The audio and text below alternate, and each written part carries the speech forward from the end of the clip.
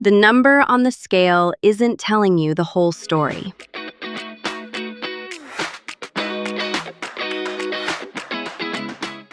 You're not overweight. The scale says so.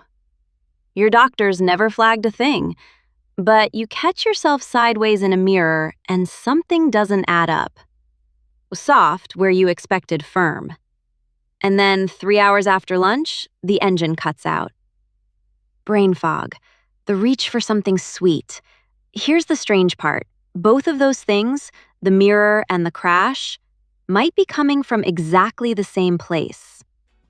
Today, you'll understand what that place is and why the same answer works whether you've never been told to worry about your weight or whether it's been the thing you've been told to think about your whole life. You're listening to Your Space Today, the podcast where we decode fatigue, stress, and burnout so you can rise again. Every Tuesday, we explore the hidden connections between your habits, your health, and your happiness, giving you the tools to take back your energy and your life.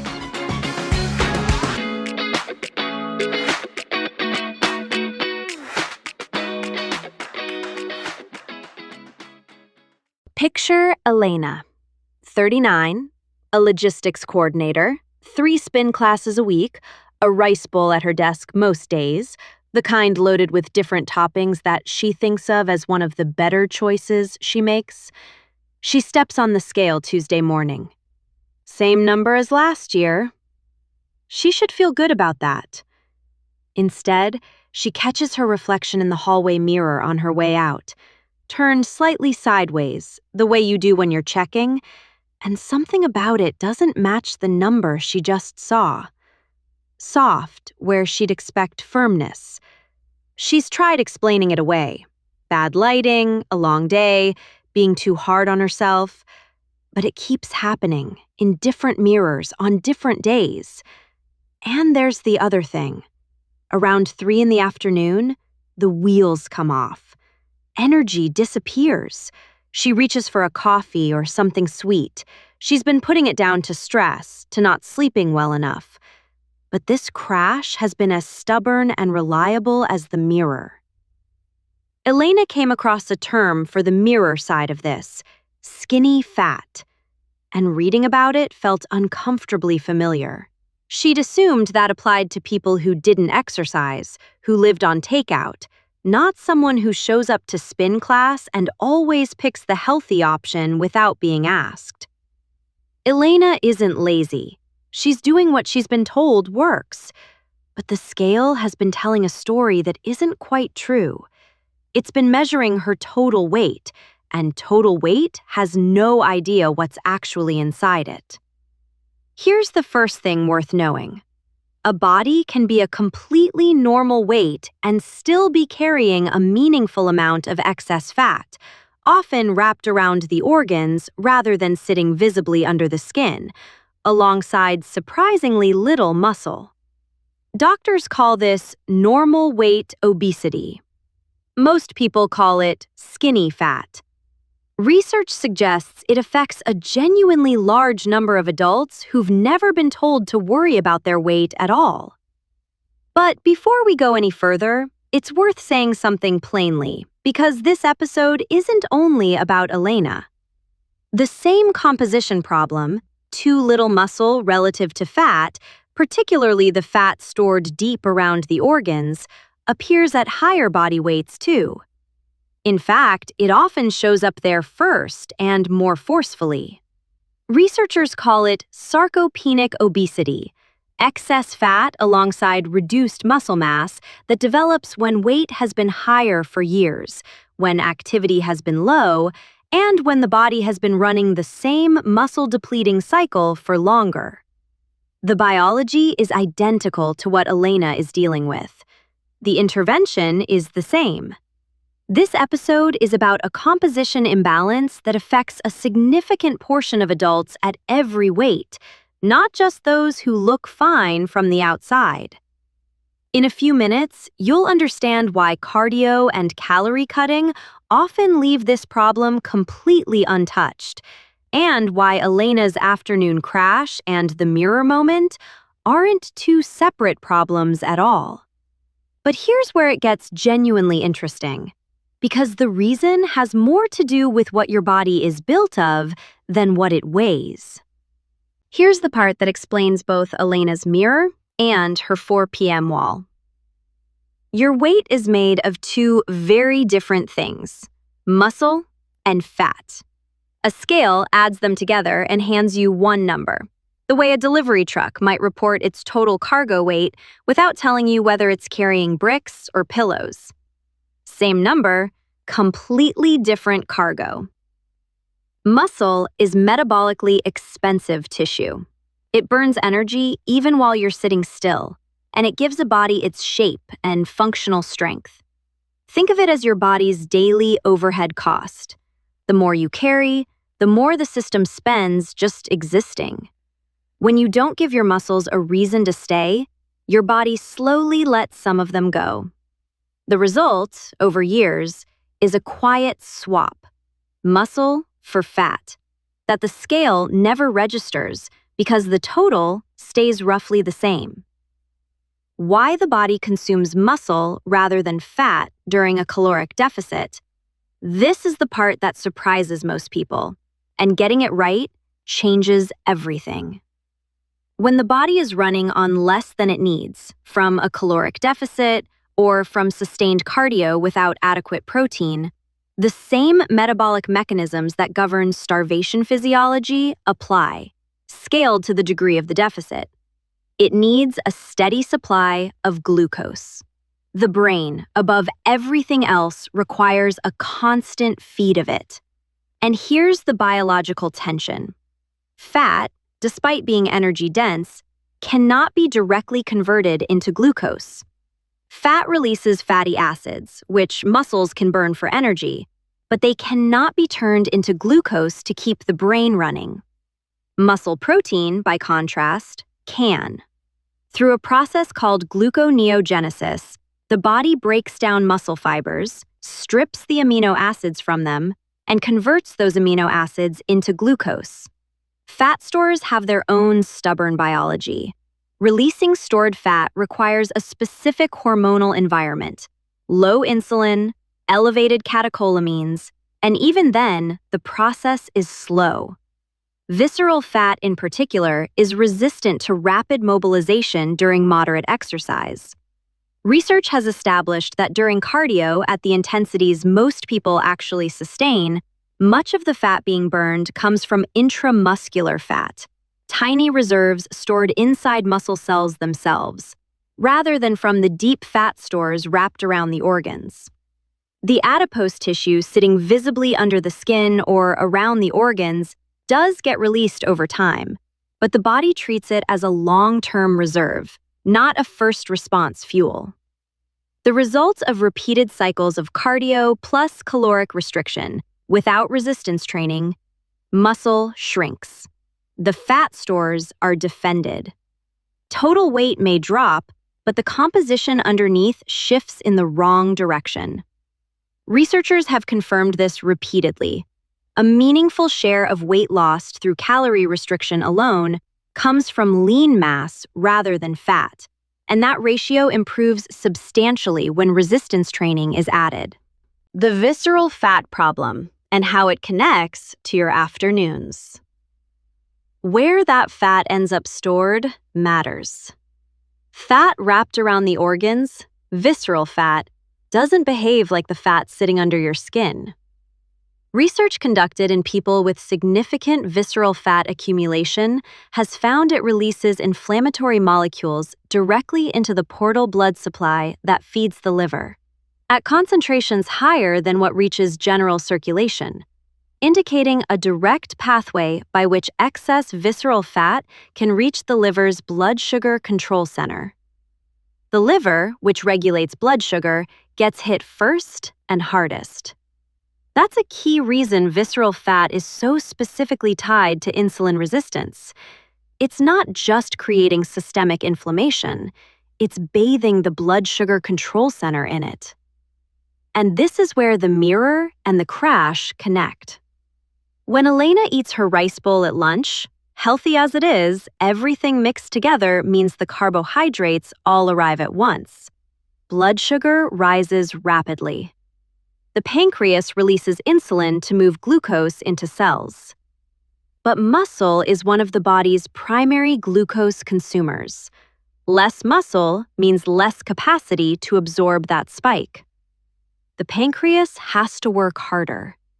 And with early insulin resistance, which can be present long before any standard test raises a flag, there's a timing problem too. The insulin response often delays, then arrives in excess, pushing blood sugar too low. That overshoot is the crash. The fatigue 2 to 3 hours after eating. The brain fog. The craving for something sweet that isn't really hunger. The pancreas, doing its best, overcorrected. What standard tests miss, and what to ask for instead. A standard fasting glucose test often won't catch this early. Insulin rises to compensate for insulin resistance long before glucose itself looks abnormal, sometimes years earlier. There's a test worth knowing about called HOMA-IR. It combines fasting glucose and fasting insulin to estimate how hard the pancreas is actually working. It isn't a perfect tool. The true gold standard exists only in medical research settings and isn't available in everyday clinical practice. But HOMA-IR is a reliable enough compass. It won't give you a definitive answer, but it will tell you which direction things are heading. If any of this sounds familiar, the afternoon crashes, the body composition that doesn't match your effort, or a fatigue you can't quite account for, it's worth raising the question of insulin resistance and muscle-to-fat ratio with your doctor directly. Those are the questions a routine checkup rarely thinks to ask. So why doesn't cardio alone fix the composition problem? Cardio is genuinely valuable. It strengthens the heart, builds stamina, and burns energy while you're doing it. But it doesn't produce the signal your body needs to hold on to muscle. Resistance training, anything that challenges a muscle against weight or resistance, is the only reliable signal for keep this tissue, you're using it. That signal persists for days after a session. Cardio doesn't produce it. Which is why the combination of both is what actually works. Cardio for cardiovascular health, resistance for the muscle that supports everything else. If this is true, then most of the standard advice, eat less, move more, mostly meaning more cardio, is solving for an incomplete outcome. Here's why so many people stay stuck on this exact loop. The scale moves a little, you feel encouraged, you do more of the same. More cardio, fewer calories, and the number keeps drifting, but the mirror keeps disagreeing, and the afternoon crashes keep coming. Doing more of what's supposed to work and watching the actual problem stay exactly where it was. This isn't a metabolism that's been broken by repeated dieting. A major recent review looking at decades of research found little evidence that yo-yo dieting permanently damages metabolism the way it's often described. The real issue is quieter. Cardio plus caloric restriction tends to take muscle alongside fat, cycle after cycle. Elena hasn't damaged anything by trying harder. She's just been solving for a number that was never the real problem. What muscle is actually doing, and why building it changes everything. Here's the part that changes the picture completely. Muscle isn't just calorie-burning tissue. When muscle contracts, it functions like a small pharmaceutical factory, releasing chemical messengers, researchers call them myokines, into the bloodstream. These myokines travel to the liver, the fat tissue, the pancreas, and the brain, and they do something powerful. They improve insulin sensitivity directly. They tell the body to absorb glucose more efficiently, reducing the demand on the pancreas that Elena is feeling every afternoon. One well-studied myokine actively stimulates the breakdown of visceral fat specifically. Others directly suppress the same inflammatory signals that visceral fat is releasing into the portal bloodstream. This is the body's built-in counterforce to the inflammation cascade we described a moment ago. Every time a muscle contracts against resistance, it sends an anti-inflammatory signal. Build more muscle, and you produce more of those signals. The inflammation gradually quiets, and that matters not just for insulin and body composition, but for the function of every organ those signals reach: the heart, the liver, the gut, the brain. This is why long-term resistance training is associated with measurably lower markers of systemic inflammation, not just a better-looking reflection. And it becomes self-reinforcing. Less inflammation means more stable energy. More stable energy means more capacity to be active. More activity means more muscle. More muscle means more myokine production. The cycle starts running in the other direction. This is the positive loop that cardio and restriction never unlocked, because it never built the engine that drives it. Why the whole system connects, the four threads we keep coming back to, all surface here. Fuel matters because blood sugar spikes and visceral fat are two faces of the same insulin problem.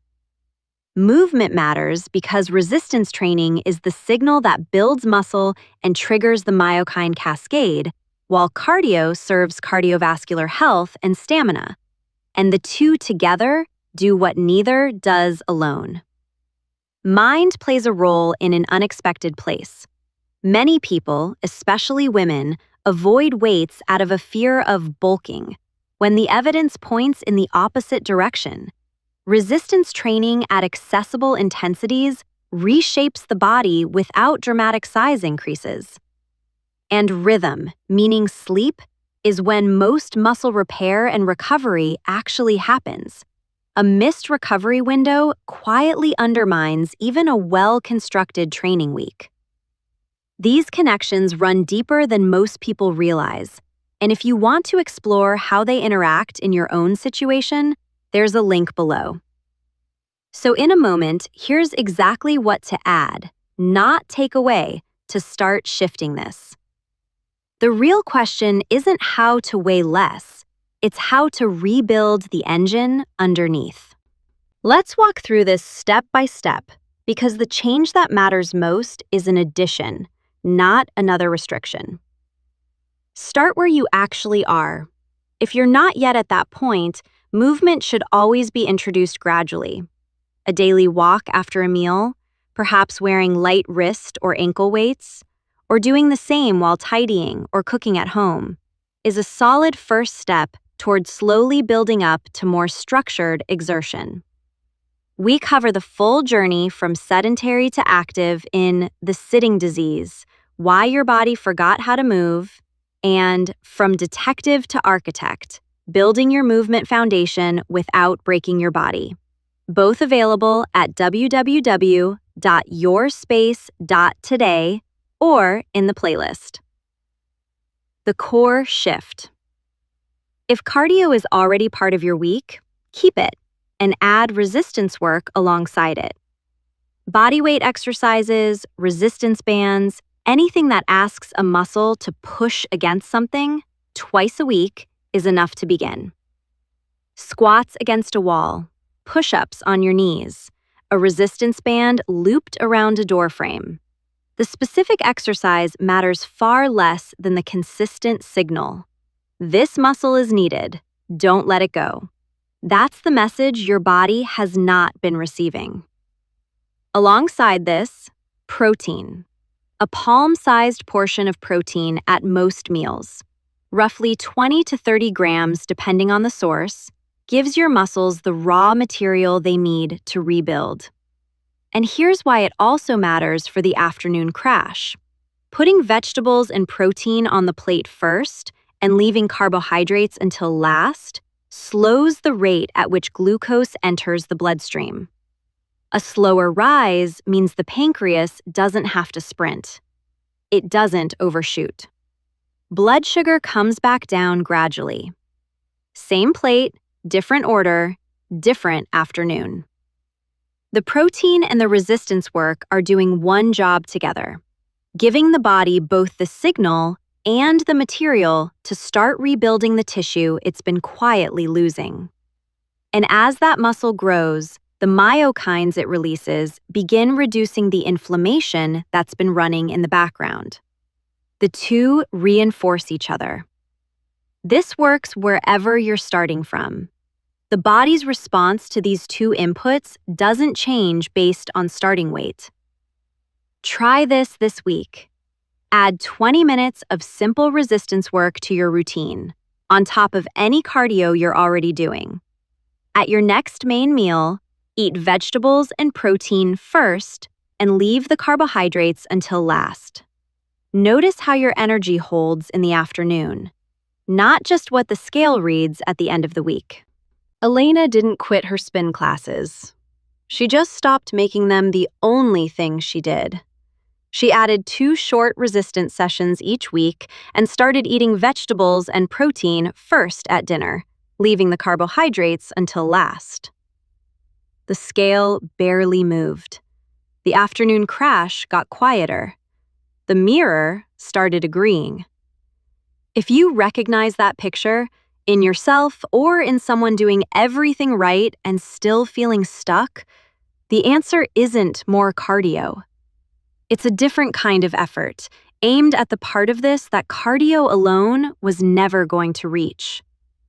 If you want to understand why so many of us walk around quietly dehydrated without ever noticing, and what that has to do with the cravings and energy dips we've already talked about, I break that down in the next episode.